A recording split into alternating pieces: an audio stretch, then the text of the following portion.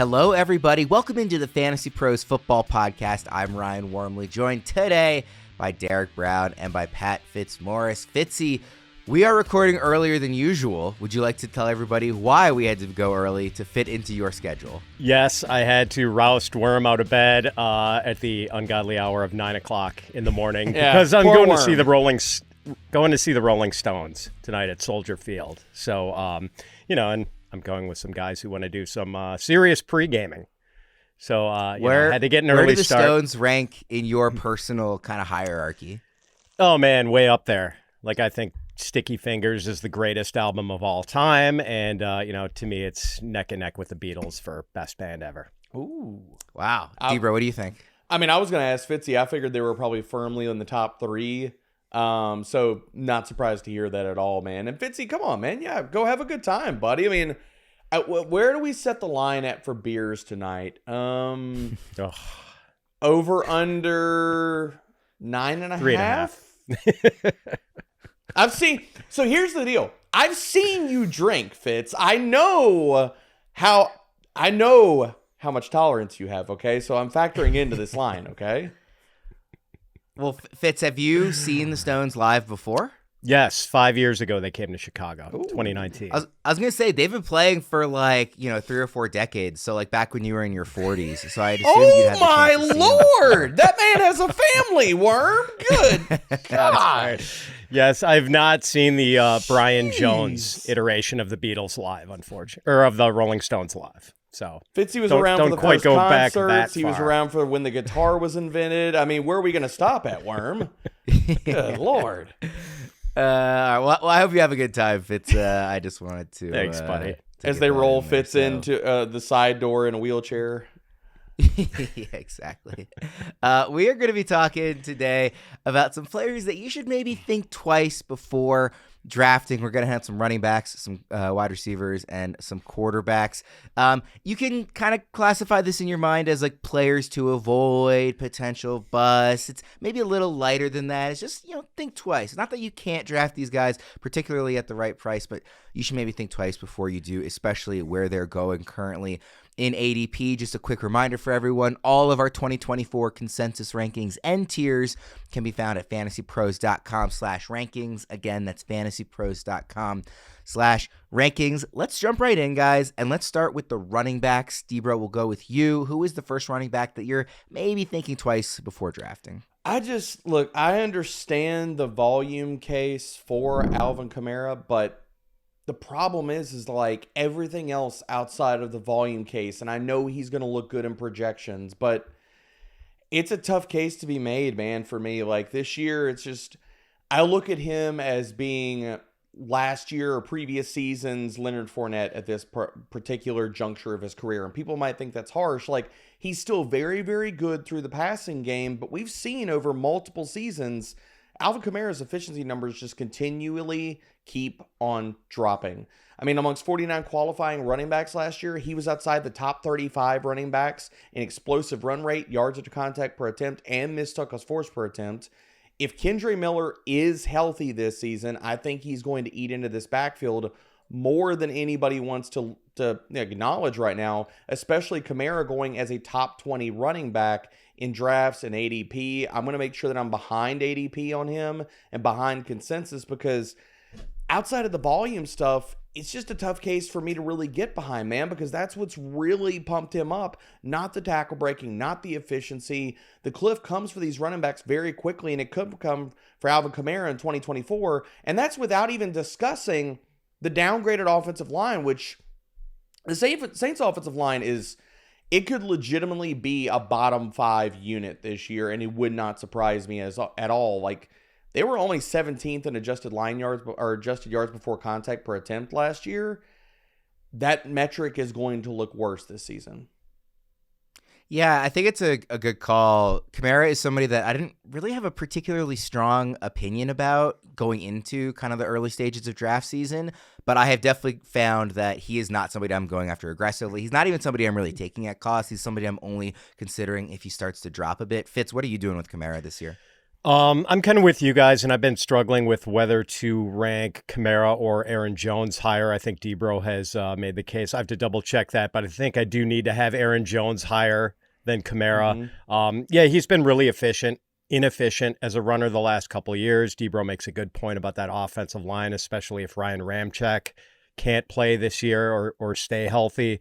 That could be a really bad offensive line. So I agree. I think there's a big shelf where you go from like the Isaiah Pacheco, Kenneth Walker tier down to like the Aaron Jones, Kamara tier. Maybe Aaron Jones should be up closer to Pacheco and Kenneth Walker, but I do think there's a drop off to Kamara, and I never really want to be drafting a guy at the top of the tier like that anyway. So he's a guy I will be drafting around this year. So Fitz, you talked about maybe possibly dropping him a bit. In ECR, he's RB17. Aaron Jones is one behind him. The next couple of guys after Jones, David Montgomery, Ramondre Stevenson, James Conner, Zabir White. Is he behind those guys for you as well? I have Stevenson higher, but I do have Kamara higher than those other guys right now. Yeah, and I know, Debro, you're high on Zamir White, so he would definitely be higher than Kamara as well. Zamir, Mondre, and Aaron Jones immediately ahead of Alvin Kamara, and I have Alvin Kamara. Actually, he's in my tier 4, so those other guys are in tier 3 for me. Like, I've got Kamara at RB19. So pretty, lined up between the three of us on Kamara. The next running back we'll be discussing, we are not going to agree on. Fitz, I'll let you make the case before I disagree with you, and I believe Debro will probably disagree with you as well. Yeah, since we were bringing up my beer consumption earlier, Worm, I mean, you know what Wisconsin natives like to do when they drink a lot of beer? One of their favorite pastimes. They like to go cow tipping. So let's tip some sacred cows. Is it a thing? Because I need to know this. Like, do people really do that a lot? I'm from a more urban part of Wisconsin, but in the rural parts, that is occasionally a thing that people do. Oh, man. I just get Tommy Boy flashbacks every time somebody brings it up, man. That's not mud, buddy. That's not mud. So let's tip some sacred cows on this show. And one of the ones I will try to push over is Derrick Henry. And a lot of people are excited about him going to the Ravens, especially Ravens fans like Worm here. But like, no question, upgraded offensive ecosystem for Henry, and exciting to think about what the Ravens offense is going to look like with Henry pairing with Lamar Jackson. But I do think we're whistling past the graveyard a little bit with Henry's age, ignoring the fact that he's 30 and will turn 31 before the end of the season. And this is a guy with just over 3,000 career touches if you include playoff games. There have been high mileage, older running backs who, have just tumbled over that age cliff at 30 or 31. Eddie George, who was another high volume Titans back from years gone by. Jerome Bettis. So Eddie George did have a 1,000-yard rushing season at age 30, just barely, but then moved on to Dallas at age 31. Completely fell apart. Jerome Bettis had his last 1,000-yard rushing season at age 29 and then kind of disappeared. He went from 4.8 yards per carry to 3.6 the next year. Other guys have gone over the age cliff at age 29, like Sean Alexander, Marshawn Lynch, Arian Foster, all had a sharp decline in their age 29 seasons. Not to say every high mileage 30-year-old running back is a huge age risk. We've seen Emmitt Smith. He had 3,000-yard seasons when he was in his 30s. And in 2004, exactly 20 years ago, Curtis Martin at age 30 had 1,697 rushing yards, a career high. So not automatically a death sentence for his productivity, but I mean, we're getting into dangerous territory here. Also, he just hasn't been as efficient a runner the last couple seasons. In 2020, he led the NFL in rushing yards over expected with 367, according to Next Gen Stats. Just crazy efficiency. The last 3 years, his rushing yards over expected by year, plus 25, plus 87, plus 84. So it's dwindling a little bit, his rushing efficiency. And we need him to be a really efficient rusher because we know he's not going to do much as a pass catcher. I mean, Worm, I hope Derrick Henry smashes for the Ravens. I really do. He very well could. But there is, a degree of risk I think we should acknowledge. And I'm not sure a lot of fantasy managers are fully acknowledging it. So obviously, I want to hear from Debro because I know that he lines up more with me than you, Fitz. What I want to say to your last point is I don't think he needs to be uber efficient to be effective, and I know he doesn't contribute in the passing game. I just don't see, and we've said it 1,000 times on the show, I don't see any way he scores single-digit touchdowns if he stays healthy all season. I mean, he can take a step back in efficiency and be Gus Edwards, who still had 12 rushing touchdowns in this offense a year ago, and I think there's a chance this offense is better than it was a year ago. The pass catchers are slightly worse, but Lamar's dropped a lot of weight. I think it's year 2 in Todd Monken's offense. I think there will be touchdown opportunities aplenty, and I think that the first option every time they are close to the goal line is going to be Derrick Henry. Like I've said before, if he stays healthy, I would put his touchdown total closer to 15 than I would to 10. It's at 10.5 right now on DraftKings Sportsbook. And I don't feel, there are definitely players where if I make the case for them on the Ravens, it might be me being a homer. I don't feel like this is one of them. I just feel like it's very obvious that the floor is such because of what I assume will be the rushing touchdown equity, and you can't guarantee that for everyone. I think you can pretty much guarantee it for how they want to use him here in this offense. It's going to be so high that even with a slight step back, in terms of efficiency, I think he's going to be really good. And I also don't know that we're going to see that step back in efficiency because, he's on a great winning team, great organization. This organization knows how to develop offensive linemen. I'm not that concerned about the unit. So for all those reasons, I'm really excited to take Derrick Henry midway through the 3rd round where you can get him in ADP. To me, that's a total smash. Debro, what do you think? Yeah, I was full of shock and horror when Fitz said the name, but I understand the case and the age and all that kind of stuff. For me, it just comes down to Derrick Henry. I'm not betting against the man anymore. I understand, but I feel like we've been making the same case for the last 2 to 3 years, even before he hit age 30, and it's like, well, he's age 28 and he does it again. Well, he's age 29 and he does it again.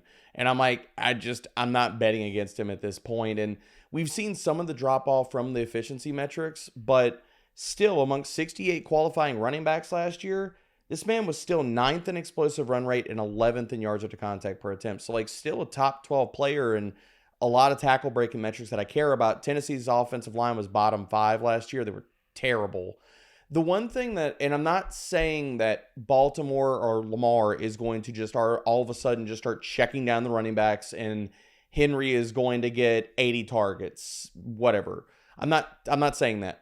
But I do think that because we all talk about it. Well, Derrick Henry's not going to play on passing downs. I kind of wonder, and the more that I've thought through as the offseason's gone through, when we discussed that in his pass game role, I'm not saying that the guy is going to be CMC. He's going to play 80-90% of the snaps. But the other thing about it is Derrick Henry was typecast into that type of role in Tennessee. I don't know if we can take the same thing and put him in the same exact bucket in Baltimore. And does that mean, am I saying that he's going to get a 15% target share? Am I saying that he's going to get 80, 70, 60 targets? Probably not. But I do think he could be the guy that's out there on passing downs more than, good Lord, what's behind him? It's Justice Hill and whoever else. I think that, and Derrick Henry has shown throughout his career, he is a very good pass protector. The numbers stand up on that. And also, his receiving numbers over the past 2 seasons have been quietly impressive. Amongst all guys with at least 20 targets, 11th and 14th in targets per route run. He was 1st and 7th in yards per route run over the last 2 years. So, I think we could be underrating what Derrick Henry's just role is on passing downs. And while that might not equate to 60, 70, 80 targets, it might equate to 50. If that's the case, then a reception total like that, he could set new career highs in receptions this year. And I'm not saying that it blows everybody out the water, but it also adds on top of what we think he's going to do on early downs. Yeah, there may be some juice, left to be squeezed in terms of the passing game. You're not drafting him for that. It might just be hey, it's not a 0 like it has been in some years. To me, you're drafting him for 2 reasons. It's the touchdowns that I already mentioned, and it's the fact that running backs playing in the backfield with Lamar Jackson are basically gift wrapped a 5 yard per carry average historically. To me, I just think he's going to be so good rushing the ball given the offense, even if he is a worse rusher in a vacuum than he has been at the height of his career. I just think the situation is set up so nicely that it's going to be really hard for him to not live up to where he's going. It's not like he's going in the first round. Fitz, do you think that, yeah, it would be an outlier for a 30-year-old running back to be as good as I expect Derrick Henry to be. But when I look at every player in the NFL, the most physical outlier I can think of is pretty much Derrick Henry. So if I'm betting on somebody to be that outlier, it would be Henry. What do you think? Yeah, it's fair. And I can only fade him so much. I think I've got him at like RB9 or RB10, which is, I think, that feels like it's showing him the proper respect, but at the same time, it's kind of in a spot where, I'm not necessarily getting a lot of him in drafts. Just to mention real fast here, Derrick Henry set back-to-back. These last 2 seasons have been the highest as far as receptions and targets of his entire career. And the last thing I'll say is I do think, to the point about the topic of today's show, think twice before drafting these players. If I'm having to sit there late second round, I probably am thinking twice. And I'm thinking, am I really going to take a 30-year-old running back with the second round pick? But again, if he's getting into that third round territory and I've already got 2 studs I feel really good about, to me, that's when I'm not thinking twice. That's when I'm just immediately clicking draft and laughing all the way to the bank. Let's go on to the next running back here. Debra, who's your other running back that you're maybe avoiding this year? It's DeAndre Swift. We saw last year that Chicago deployed this 3-way committee. You never knew who was going to get touches. And I think with the contract that DeAndre Swift was given this offseason, we're all like, oh, well, he's going to get all the work. And it's like, even when DeAndre Swift has gotten all the work, it's not like it's been massively impressive. Like last year, weeks 2 and 3, which were just monster, stupid, ridiculous games, that were, if you look at the totality of last year, what he did as the Eagles starting running back, those 2 games were outliers. Because after those 2 games, the rest of the season, we're talking about DeAndre Swift. He averaged 16.8 touches, not even 75 total yards per game. He was the RB25 in fantasy points per game. And his tackle breaking metrics weren't great either. Amongst 49 qualifying guys, we're talking about a running back that was 30th in missed tackles forced per attempt, 40th in yards after contact per attempt. So it's like we're putting a lot of, okay, well, Swift is going to be an RB2. Maybe there's some upside there in the belief that he's going to be the definitive guy and he's going to be good. And I think both of those things are a much more shaky ground than a lot of us are willing to give it credit. Now, in saying this, do I have DeAndre Swift as an RB2 in my ranks? Yes. Am I going to draft him as much as other people in drafts versus wide receivers, other players that are going around him in ADP? No, because I'm really worried about him holding onto this role. I'm worried about him being just this locked in RB2 where it's like, Erickson's brought this up on numerous shows. Like, what if Roschon Johnson eats into the goal line work because he's bigger? What if Khalil Herbert, how many seasons have we seen Khalil Herbert just be really stinking good at football? What if he eats into the early down stuff and they're like, we want to keep Swift fresh and he's not getting all the goal line work. He's not getting all the passing down work. There's a lot of worries here, and I don't know if we're fully baking all of that into his price where he goes in drafts. I think you're spot on, and the point you're making that I agree with most is that, like, I don't know that it necessarily would make sense to drop him in the running back rankings. Like, I think back end RB2 is probably the right spot to be ranking him. It's just where he's going, I'm more likely to take, I waited on quarterback, so I'm going to take my guy here. Or I want to take a swing on one of these wide receivers here. It's the guys at other positions that I'm just happy to target more than I am Swift, where you have to take Swift. Fitz, where are you ranking DeAndre Swift right now? I believe I've got him at RB20. Debro, do you have DeAndre Swift or David Montgomery ranked high? So as we're talking about this, and I was looking at where I was versus consensus, I wanted to be at consensus or lower. So ECR is at RB24. I had Swift at RB20. I just bumped him down to RB24, and David Montgomery, I have him at RB23. Okay. Yeah, I feel like those guys, although the profiles are pretty different, I feel like they're pretty similar in value. I agree with a lot of what you said, Debro, and also just the fact that 2 organizations now, the Detroit Lions and Philadelphia Eagles, have just sort of they've assessed DeAndre Swift and decided they didn't really want him to be part of their offense going forward. But like at the same time, if you remember that first day of the legal tampering period or whatever, when it was like 11 a.m. Eastern that deals could be announced, like DeAndre Swift wasn't just like the first running back deal announced. He was one of the first deals of any sort announced in free agency. It was like 11:01 and they were announcing that signing. I think he was the first of any position. I don't remember anybody. Could very well be. Yeah. Was a head scratcher then, head scratcher now. Ugh. Yeah, Ryan Poles, though, was clearly targeting him, and you would imagine that Poles and his coaching staff were sort of on the same page with that one. So I would think they have some sort of plan for him. And even though the presence of Roschon Johnson and Khalil Herbert is a little unnerving if you're an investor in DeAndre Swift, I still feel like Swift is going to get the, a plurality of the touches in this backfield, if not an outright majority. Yeah, I'm not like, again, like I think it's a fair ranking, but even at the position, like I look at some of the guys behind him in consensus, like I'd probably rather wait around and take Tony Pollard. I'd probably rather take the talent swing on Jalen Warren. I'd probably rather wait on Brian Robinson. Like there's just other names that I like better, let alone the fact that, like I said, in that range of the draft, I'm more inclined to take a receiver or like I said, if I've waited on one of the luxury positions. Let's go to the last running back here. Fitz, who you got? All right. Again, we're tipping sacred cows here today, and this is one. Sometimes you have to tip your own sacred cow. So I'm tipping a Green Bay sacred cow, Josh Jacobs. And I'm really surprised it's me making this case rather than Debro, since Debro is usually the one beating this drum. The surface appeal with Jacobs is that he is predicted to be the lead back in what is an ascendant offense or what looks like an ascendant offense. The thing is, I think a lot of the people who do NFL projections have Jacobs at around like 250 carries this season, but Packers head coach Matt LaFleur has not been a monogamous running back guy. He's been a running back by committee guy. Aaron Jones topped out at 236 carries during his 5 seasons playing for Matt LaFleur. 2 years ago, Jones played all 17 regular season games for the Packers, had 213 carries. That's about 12.5 per game.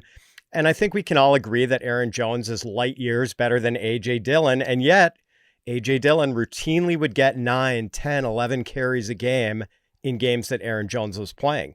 So also worth remembering that when LaFleur was the Titans offensive coordinator in 2018, Derrick Henry, healthy all season, had 215 carries. Dion Lewis at 155.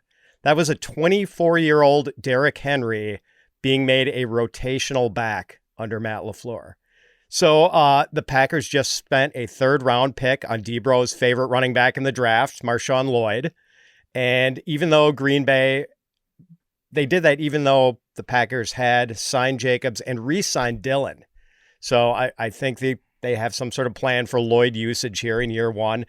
We just can't count on massive touch volume for Jacobs, and he is coming off a pretty bad season. Like, I still think he's a good running back, and, when we recite his unimpressive 2023 efficiency totals, we could just as easily go back to 2022 when he was tearing it up. But last year, minus 86 yards rushing over expected. 5th worst among all running backs. And as Debro has written, Jacobs was 37th among qualifying running backs in missed tackles forced per attempt last year, 44th in yards after contact per carry, 12th highest stuff rates. So some pretty bad signal there, coupled with, maybe committee usage. I just think people should acknowledge the possibility that Jacobs is not the lead back people think he's going to be, and is really more of the chairman of a committee. You describing Matt LaFleur's running back usage as like non-monogamous makes me think of a guy who's like, honey, no, I'm not cheating on you. It's girlfriend by committee. LaFleur's just, pounding the table for open relationships. It's fine. Yeah, exactly. So Josh Jacobs is RB12 in consensus. Everybody on the FantasyPros staff actually has him slightly lower than that, except for Debro. You have him significantly lower than that. So you obviously are not going to disagree with Fitz here. Nope. I'm not going to. The only reason I didn't take his name is because I felt like it was strong enough the other day with Andy Barron's on the show when I said I was avoiding Josh Jacobs like the plague. So I was very happy to see Fitzy brought up Josh Jacobs on this show. But yeah, man, it's just, I don't see the part or piece like this workload that everybody's forecasting for Josh Jacobs.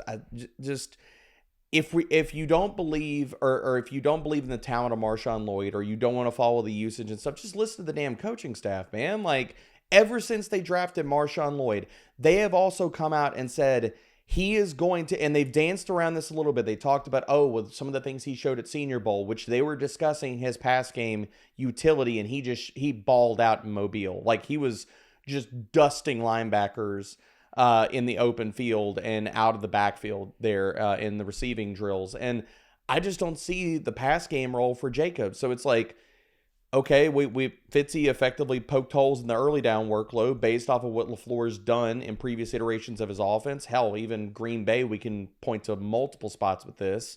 But also the passing down, it's like, okay, well, if you even wanted to glom onto that and say, well, Jacobs might not be as efficient as an early down runner, but we got the checkdowns, baby. Whoa!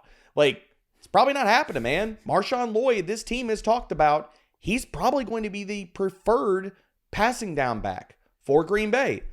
All signs point to me drafting all the Marshawn Lloyd, and I will continue avoiding Josh Jacobs. If it burns me, it burns me. But I get this feeling it's not gonna.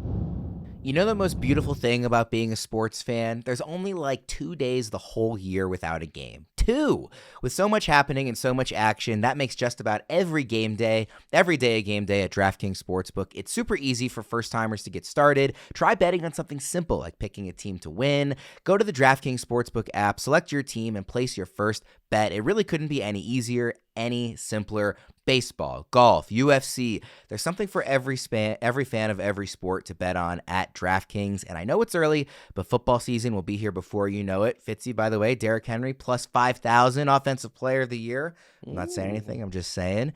If you are new to DraftKings, you got to check this out. New customers bet $5 and get $150 in bonus bets instantly. Download the DraftKings Sportsbook app now and use code FantasyPros. That's code FantasyPros for new customers to get $150 in bonus bets instantly when you bet just $5. Only on DraftKings. The crown is yours. Fellas, let's move to the wide receivers. Debro, starting with you. I'm not drafting Hollywood Brown. The risk is too high, man. Look, the Patrick Mahomes effect is very, very real for where he goes in drafts, and I want to make sure that I'm below consensus on him. There's just so many different worries to have with Hollywood Brown. Like, if you want to start at injuries, and I'm not telling you I have the perfect crystal ball for all things injuries, but we need to discuss the track record of a player that's only managed to play more than 14 games once in his NFL career. He entered the NFL with foot issues and has consistently had foot issues throughout his career. Now, some of those he's played through and some of those he's missed time with, but they have been there. So it's not like he's 24, 25. He's in an advancing age as far as wide receiver. I'm not telling you that he's 30 yet, but it is a concern. And this has also been played out in all of his efficiency metrics. Hollywood Brown has seen his yards per route run drop in each of the last 4 seasons. And now we're giving him the Patrick Mahomes helium. Oh, well, he could maybe do better things and he could bounce back and da-da-da-da. It's like, he wasn't good last year amongst 81 qualifying wide receivers, 62nd in yards per route run, 48th in first downs per route run. A lot of the helium, it's really just going to the fact that he landed in Kansas City. If he'd have gone to another team, nobody would be that excited to draft him. I'm avoiding him. Give me Rashee Rice. After him, I'll take shots on Xavier Worthy. Or I'll just continue to draft the man who's going much later than he probably deserves to, Travis Kelce. Yeah, Fitz, I'm curious what you think about Hollywood, because the case, the pro case for him is obvious. It's that they had terrible receivers last year, and it's Patrick Mahomes and kind of the stuff Debro already mentioned. The con is, what he mentioned, in terms of Hollywood, the actual player. I get wanting to take him ahead of Rashee Rice just with the question marks surrounding, the off-field stuff with Rice. But where are you ranking Brown? I'm actually kind of into him this year. And I have been sort of anti-Hollywood for the last couple of years, mainly because I've been horrified by the efficiency metrics, which have been pretty bad. If you look at his, as Debro said, yards per route run, yards per target, not good for Hollywood throughout his career. And then there is the injury thing. But I do think the injury thing is sort of baked into his price And I think those efficiency metrics are bound to come up with Patrick Mahomes. Like I'm buying that part of it, that Patrick Mahomes could make this the best season of Hollywood Brown's career. He's only had the 1,000-yard season, and even then it was just barely over 1,000 yards. But other years, Hollywood gets off to a great start, plays lights out for 4 or 5 weeks, gets hurt, misses some games, comes back, and then he's just like not the same guy. So we are placing a bet that he, gets lucky and has a good season of health. But I'm willing to make that bet because I do think if he has a season of good health, like he's capable of 1,200 yards and 10 touchdowns. Like there is an attractive ceiling here as the deep guy. And that is what Patrick Mahomes lacked last year. That's why Patrick Mahomes was 8th in fantasy points among quarterbacks and QB 12, I think, in fantasy points per game. He just didn't have anyone who could get open downfield. It was Kelsey working the intermediate areas and then like Rashee Rice catching wide receiver screens. But like now he's got guys who can get open downfield with Hollywood Brown and Xavier Worthy. And I think Hollywood is the better bet than Worthy to like have an instant impact.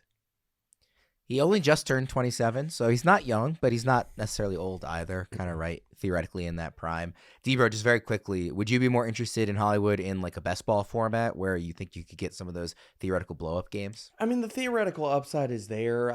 when I bake in the injury risk and stuff, and I'm like, if I'm going to chase the theoretical upside on spike weeks, I'm going to just go the path of Rashee Rice because then he falls in drafts because, again, we don't know what happens with his suspension, or I'm just drafting Worthy, man. I get the point of Hollywood Brown, but to me, if I'm going to just draft him off of the spike week upside, I'm more likely just to wait, and I'll just draft somebody like Gabe Davis we can make the same case for later. Fitz, you keep taking the big names here. Who's the next sacred cow you want to tip over? It's Brandon Aiyuk. And he had a terrific season last year, 75 catches, 1,342 yards, 7 touchdowns on only 105 targets. I mean, Aiyuk averaged 17.9 yards per catch, 12.8 yards per target, 2.65 yards per route run. Look, Aiyuk is a fantastic player, and I think it's fair to expect that he's going to have above average efficiency marks, probably, possibly far better than average, but I'm not betting on a repeat of 17.9 yards per catch and 12.8 yards per target. Like that's just freakish efficiency. And there were 11 other wide receivers besides Aiyuk who had somewhere between 100 and 110 targets last year.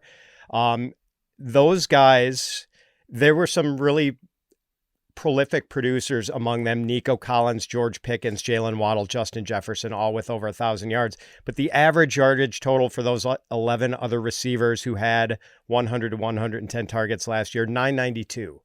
So, I mean, that's how far Aiyuk outkicked expectations last year on that target total. And the thing is, like, do we see the target total dramatically increasing this year with Deebo Samuel still there, George Kittle still there? They drafted Ricky Pearsall. They've got Christian McCaffrey. So even if Aiyuk gets traded, and for what it's worth, our friend Billy Musio of PlayerProfiler.com, who's a big 49ers fan, thinks Aiyuk is going to get traded before the season, he'd have very little time to digest a new system. Like, if he were traded today, it's 2.5 months. As much as I love Aiyuk and as much as I try to fade the too many mouths to feed narrative with players who I really like, I do think it's kind of reckless to be drafting Aiyuk as this low-end wide receiver 1 or high-end wide receiver 2 when there isn't a more obvious regression candidate in fantasy football. Debra, I keep going back and forth between whether or not I actually want Aiyuk to be traded. I think ultimately I probably do, just for the pure volume upside. But at the same time, having a guy like that playing with an offensive mind like Kyle Shanahan is pretty enticing. Where do you have Aiyuk ranked? I'm with Fitzy on all these things for Aiyuk, and I think there's like a 3-pack of wide receivers. If I'm looking at where I am versus ECR, ECR has Brandon Aiyuk at wide receiver 10. I have him at wide receiver 12 right now, and I want to be below that. I can make a case, an easy case, to drop him a little bit further. But the 3 wide receivers that I'm continually drafting before I press the button on Brandon Aiyuk this year, and they are behind him in ECR just in succession. I'm drafting Marvin Harrison Jr. over Brandon Aiyuk. I am drafting, and people might be surprised by this name, I am drafting Chris Olave easily over Brandon Aiyuk. Like, the target floor and ceiling is just so much easier to paint the picture for, and we can make the case for yards of the catch, a better offense incoming. And the other guy that I'm going to mention here, I'm drafting Drake London. Again, you can paint the case for a consolidated passing attack, lots of target volume. To me, those guys are currently behind Aiyuk in ECR. I think that's wrong, and I'm just pressing the button on any one of those 3 ahead of Brandon Aiyuk comfortably. I'm definitely with you on Harrison and London. The Olave one's really interesting. I'm not saying I'm against you, but I would kind of want to think about it more. Fitz, what do you think about that, Aiyuk versus Olave? Totally agree. I've got Olave, I think, wide receiver 11, and Same. Aiyuk I've got down at like 16 or 17. Yep.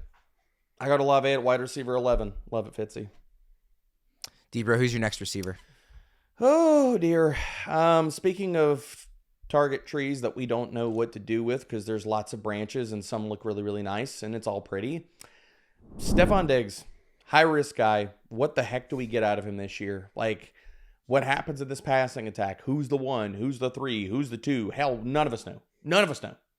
All I do know is over the last 2 years, Stefon Diggs has faded hard down the stretch, and I don't know which version of Stefon Diggs is the real version that we need to be expecting in 2024.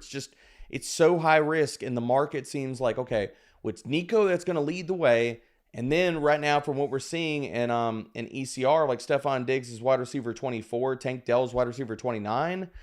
I can't tell you that Stefon Diggs is the definitive 2 here. Like, not after what we saw yet again, because it's 2 years in a row. We all talk about, oh, he faded last year. He has faded 2 years in a row. It's not just a 1-year sample. And I think people also need to realize how bad that fade was last year. Weeks 10 through 18, the wide receiver 45 or higher in only 2 games. He surpassed 80 receiving yards only once. In that stretch, which is almost a freaking half season, he was the wide receiver 52 in fantasy points per game.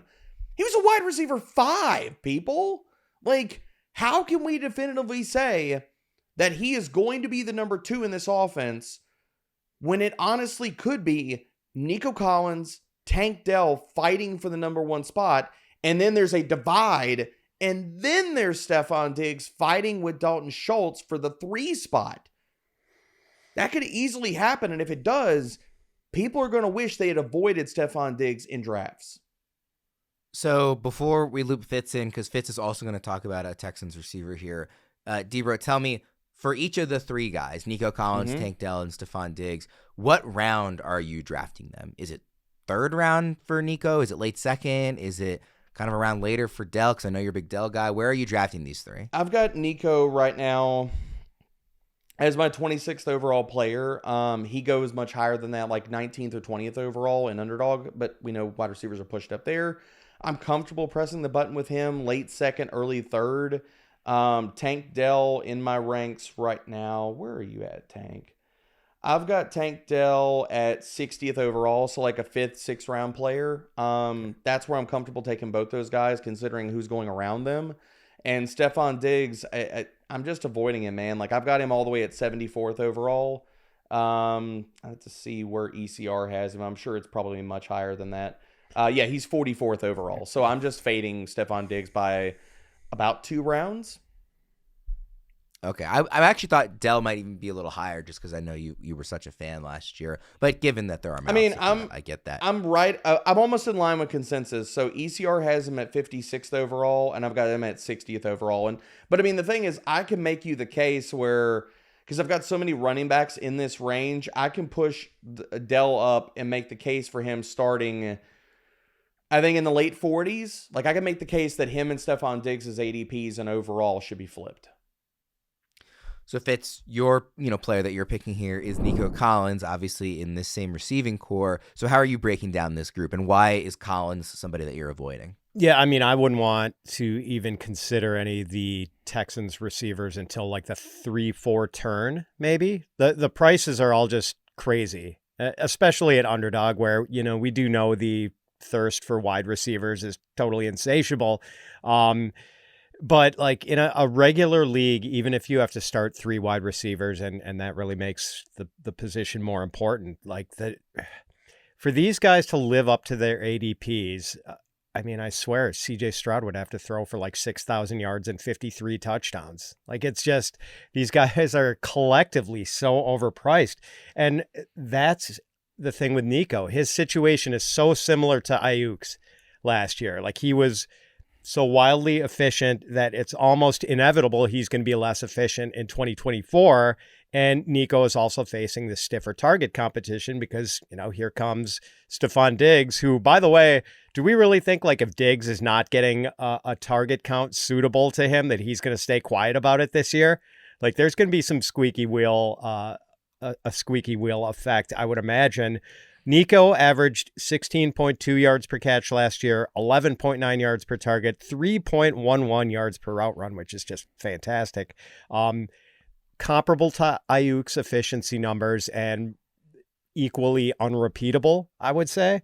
I mean, I love Collins' game. I love that he's this big, sure-handed dude who absolutely bullies people after the catch, but I'm completely out on him at this luxury brand price. I just feel like I'm going to come away from a lot of drafts with Tank Dell because he's going later than the other two, and I really don't want to not have any attachment to this offense because I just love Stroud so much.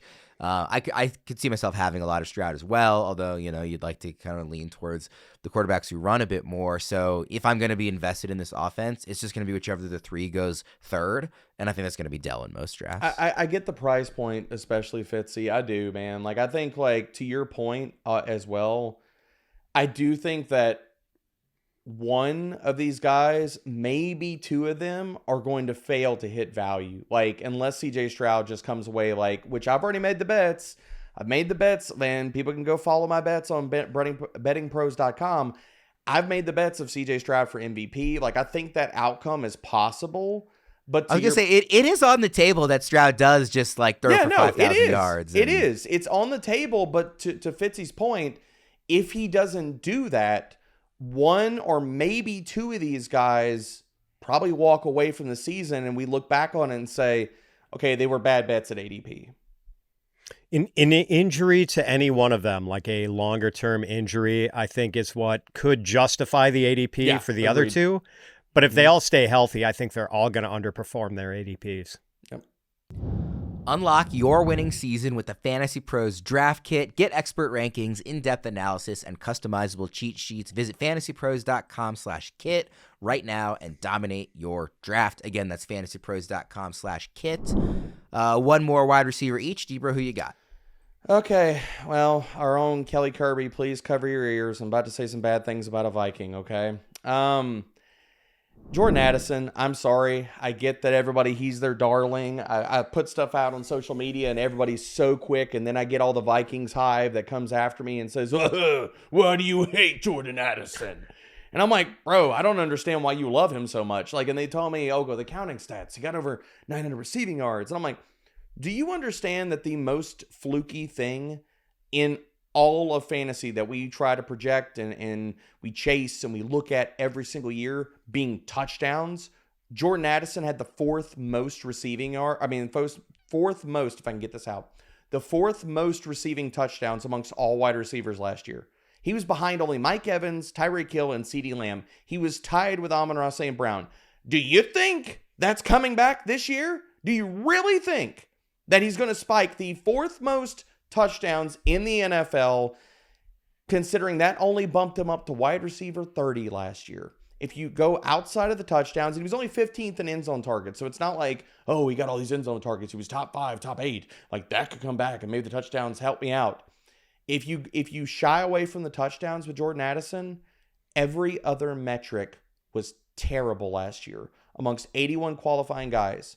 he was outside the top 45 wide receivers in target share, targets per route run, yards per route run, and first downs per route run. And especially I want to highlight, he was outside the top 50 wide receivers in yards per route run and first downs per route run. So what market share earning ability, much less the efficiency parts, are you really that freaking excited to when you're pressing the button to draft Jordan Addison? There is so much more risk to his profile than people give it credit when we're just looking at fantasy points per game and where he finished.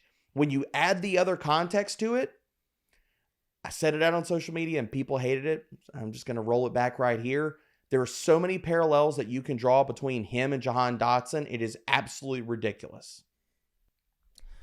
The thing with Addison is, like, I think he's a good, again, pick for this topic, which isn't, like, for me personally, a guy that I'm not taking no matter what. It's a guy that I'm thinking twice before considering and maybe want to see if I can get around a value. I know you feel a little more strongly than that, D-Bro.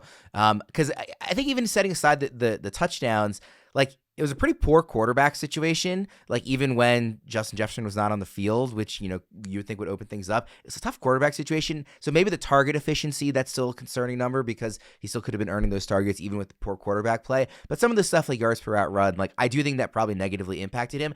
And he still had 900 yards as a pretty young wide receiver in his first season.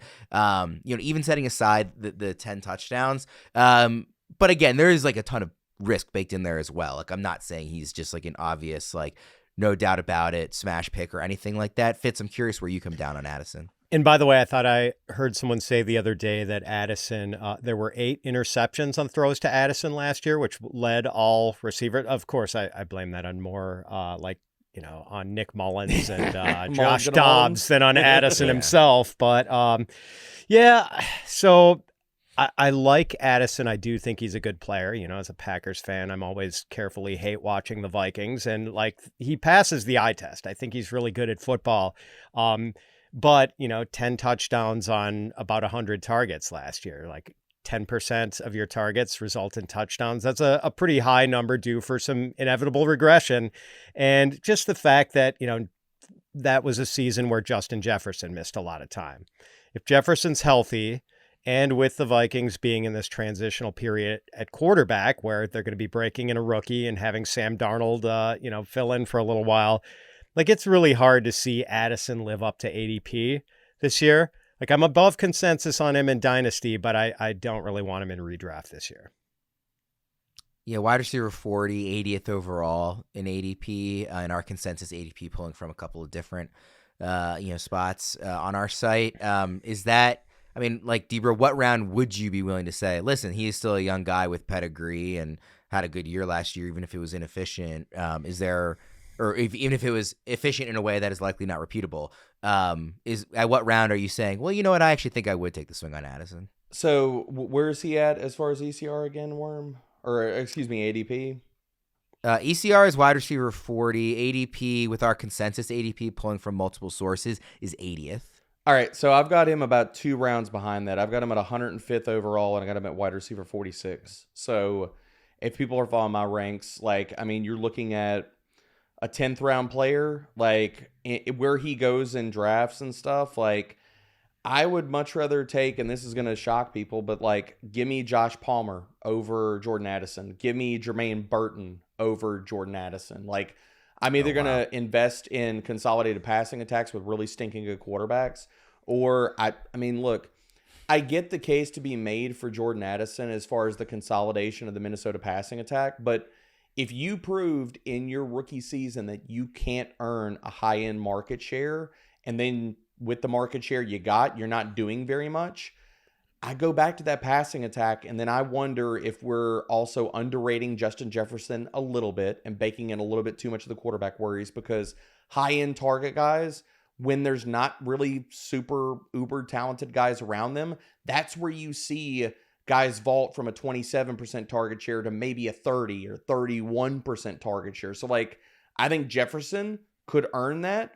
But if Addison doesn't do that, like, the other part, and, you know, we kind of danced around Minnesota a few different times, The other guy is like, I'm just willing to sit here and bet on Aaron Jones this year because we've talked about it in numerous years of how good of a freaking pass catching back he is. Like, if Addison can't beat the two in that offense and Hawkinson's hurt for most of the year, what if we need to be investing in Justin Jefferson just a little bit more or Aaron Jones? So I'm avoiding Addison. There's other guys I'll take his shots on. You had me for most of this conversation. When you start throwing out like Palmer and Jermaine Burton ahead of Addison, that's when I kind of tap out on that, on agreeing with you. But I mean, it's fair. Wide receiver 3 for Joe Burrow. They're going to pass at a top 5 rate. Yeah, I'll take a talented player. I'll take that. I think the Vikings will pass. I mean, Kevin O'Connell. They're going to pass a lot. They're going to pass a lot. I don't think a lot of it's going to go in Jordan Addison's direction. I'm with you on it being a pretty risky pick where he's going. Those just wouldn't. I was surprised at the names you threw out as who you would take ahead of him, but that's why you threw them out, is because they are surprising and it's worth sharing. Fitz, who's your last receiver here? Cooper Kupp, and I thought he was maybe not going to be ranked highly enough for me to bother throwing out as someone into this discussion, but I think he's being like his ADP has him as a high-end wide receiver 3, and I know what he did in 2021 has still left stars in a lot of people's eyes, but he's missed 13 games the last 2 seasons. He's dealt with ankle and hamstring issues. He just turned 31, and I know Debro is going to have my back on this.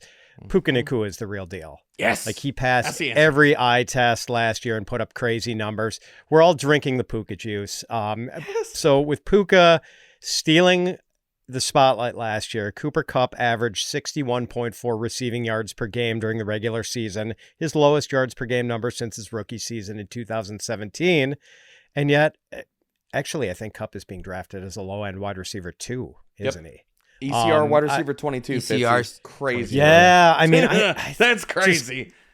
I do think some fantasy managers are just still sniffing the fumes from that 1,900 yard, 16 touchdown, 145 catch season in 2021. And I get it. I mean, like, who was, why am I forgetting the Browns receiver who got suspended after he had that crazy 2/3 of a season?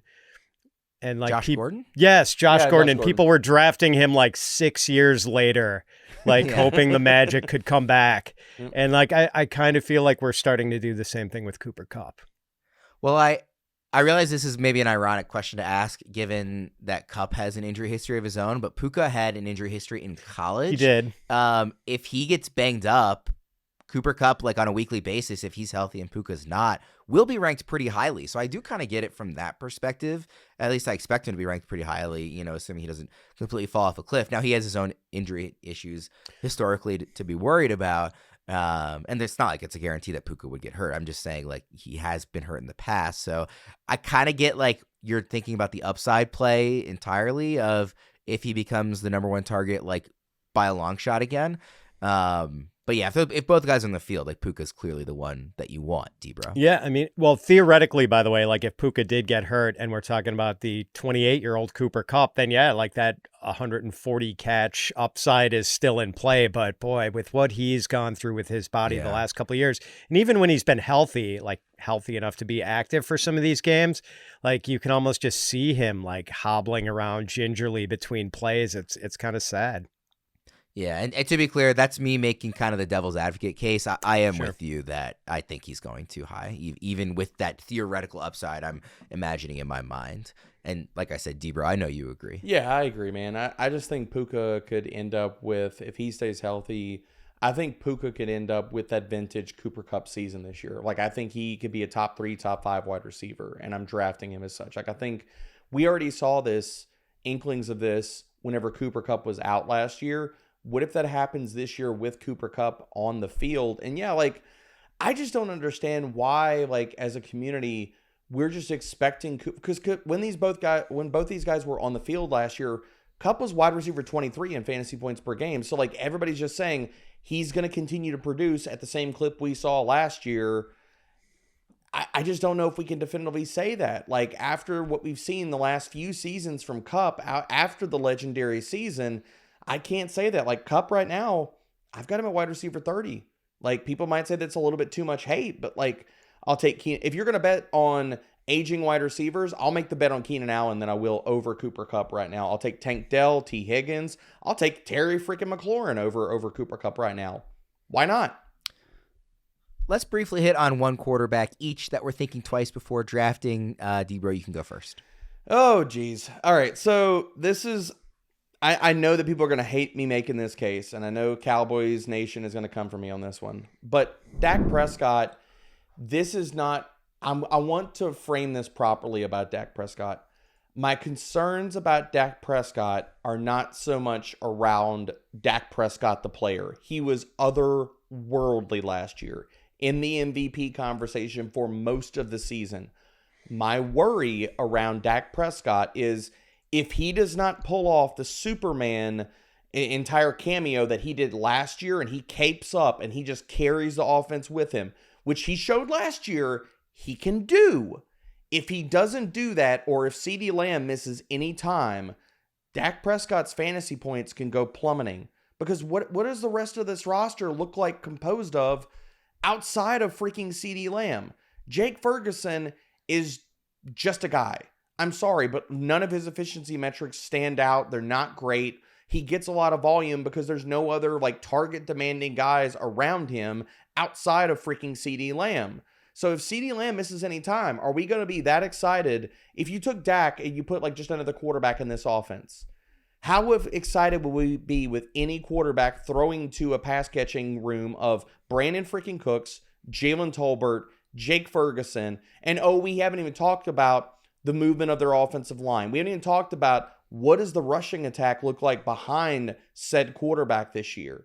There's so much risk and volatility in that Cowboys offense to take a big step back this year, and it could massively impact Dak Prescott, even if CeeDee Lamb stays healthy. I think CeeDee eats, but Dak Prescott did so many things of just carrying this offense last year. If he doesn't perform as Superman, there's a lot of risk that's not being baked in right now with ECR and where he's going, just being ranked.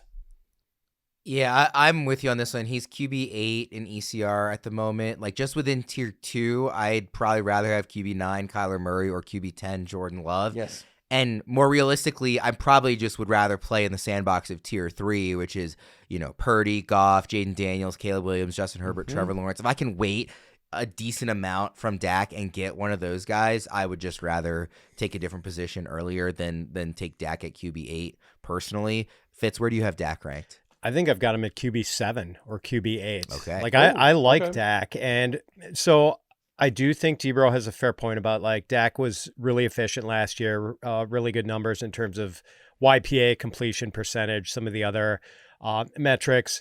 And maybe he sees a little bit of a fall off there. But I personally don't think a pass catching group of CeeDee Lamb, Jake Ferguson, who I like more than Debro, and Brandon Cooks, who apparently was clicking with Dak in OTAs this year. And, I know he had a bad year last year aside from the 8 touchdowns, but maybe Cooks can go back to being the guy who kept going to new teams and putting up 1,000-yard seasons every year. I don't mind the pass catching group.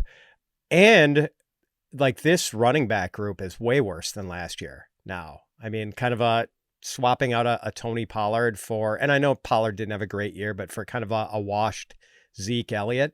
So they threw a lot last year. I think they're going to throw again a lot this year. So I don't know. I'm still pretty bullish on Dak, and I think he's going to be putting up a lot of 300-yard games in 2024.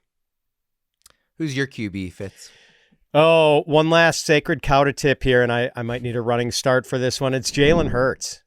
And his passing numbers really deteriorated last year after his mentor and play caller Shane Steichen left the Eagles to become the Colts head coach.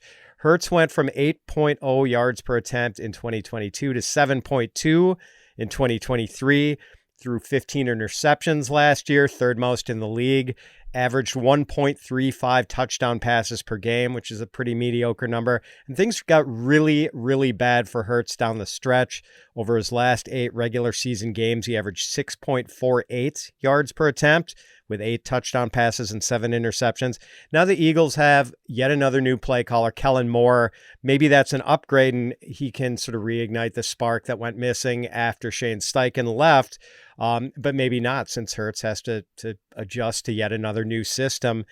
I'm also a little concerned about the possibility that the rushing touchdowns could fall off for Hurts. He's always had double-digit rushing touchdowns, 3 straight seasons as a starter, topped out at 15 TD runs last year. But as we know, Jason Kelce retired, their longtime center. Maybe the tush-push doesn't work as well, or maybe they just don't do it as much now that they've got Saquon Barkley in the backfield. Like maybe they go with a more conventional handoff to the running back plan when they get in close. And what if Hurts doesn't get double-digit rushing touchdowns? Like, because we already saw his rushing yardage drop off. He averaged 52.3 rushing yards per game in 2021, 50.7 rushing yards per game in 2022. Hurts averaged only 35.6 rushing yards per game in 2023. So just a lot of ways that I'm concerned here, that the drop in a passing efficiency, the possibility that he loses some of those rushing touchdowns, and, just maybe the dynamic changes a little bit with Saquon around. When you guys disagreed on Derrick Henry, I sided with Debro. Disagreeing on Jalen Hurts, which Debro is about to do, I am siding with you, Fitz. To me personally, and then quickly I'll throw it to Debro. In Tier 1, which is Josh Allen, Jalen Hurts, Patrick Mahomes, Lamar Jackson, according to our expert consensus rankings, I easily have Hurts last in that tier. I would much rather have Allen, Mahomes, and Lamar. And again, this is a position I'm happy to wait on and get into that Tier 2, Tier 3 range, so I'm probably not getting a lot of any of them.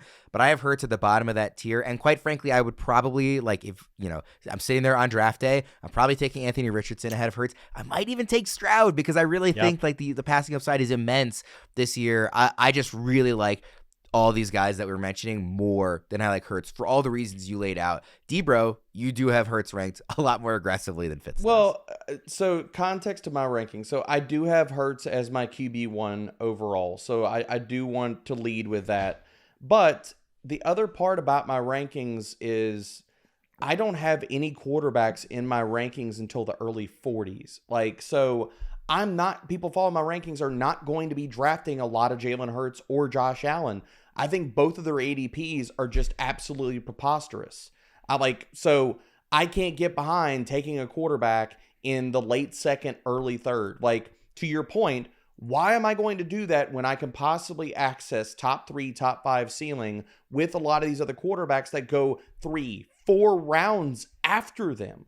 So while Jalen Hurts is my QB1, and I do acknowledge all the risks that Fitzy lays out there, and they're all real. The other context that I'll add on top of it, and kind of how I'm projecting this offense too in 2024, is that, Brian Johnson, nobody could have done a worse job of play calling than Brian Johnson. He was absolutely terrible last year. The concepts they were running out there, it was basically just go routes, run deep, and you would see this offense sputter for 3 quarters and then all of a sudden hit 2 or 3 big plays, and all of a sudden they roll up 2-3 touchdowns, and everybody's like, oh man, baby, let's go. And then they would go back into the cave for a long stretch of time. It was bad play designs, bad play calling. And the things that I wonder with Kellen Moore is, one, I think that the play calling, the play designs are going to get a big upgrade. Now, we can all question how much, but I think that the upgrade is going to be palpable. The other thing about Philly that I wonder if we see, and we have not seen this out of an Eagles offense with Jalen Hurts at the helm. We've seen fast pace. We've seen that in multiple seasons with Hurts, with Steichen last year, that all those things. We have not seen a Philadelphia Eagles offense both go pace up and pass happy in any year. Can we definitively say that will not happen with Kellen Moore? I can't. So I kind of wonder if some of these things get offset with a passing volume rate that we have not seen out of a Philadelphia Eagles offense with Jalen Hurts, when we know the freaking weapons around him are awesome. Taking Saquon out of the equation, A.J. Brown is still that dude. Devonta Smith is good. Dallas Goedert. Those guys are very, very good. You can run a pass-happy offense if it's designed well as well through with these guys and through Jalen Hurts. previous season before Brian Johnson ruined everything, Jalen Hurts was in the MVP conversation, and he firmly should have been. So I wonder how much bounce back, but I also wonder, as we project this offense, do we see things out of how it's run that we just haven't seen before? It's a good point about he might be your QB1, but you're still not taking him where he's going. Fitz, your QB1 is Mahomes. Where are you taking him? You know, where's the first point where you're considering drafting a quarterback? Oh, quarterback is so deep. I'm not like fourth round. And even that, like it's just not my strategy this year to get an elite quarterback. I have all those guys just mushed together from 43rd to about 50th overall. So I'm just not pressing the button on those early guys, but I want to be ahead of market on, or at market on CJ Stroud, Mahomes. I want to be a little bit ahead of on Anthony Richardson. So I'm with you, Fitzy. Yeah. I just don't think it makes sense to take one in the first 3 rounds this year. Agreed. Yeah, I totally agree. We'll get out of there on that. Fitz, I hope the Stones concert gives you satisfaction. That's a Rolling Stones song, right? Yes. Well done, Norm. Hold well up. Done. Did you have to Google that? You did. I know you did. Did you have to Google that before you used it? No comment.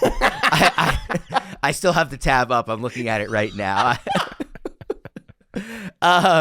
I told you guys yesterday that I could maybe name like 2 or 3 Rolling Stones. I know, that's why I'm giving you all this crap about it. Yeah, if the commenters get mad, then I'll need to say, "Give me shelter from their hate." Oh. See, I'm boo. I can't prepare. We better end now. All right, we'll get out of there on that. Do enjoy the concert, Fitz. For Fitz and D-Bro, I'm Ryan Wormeli. We'll see you guys again next time.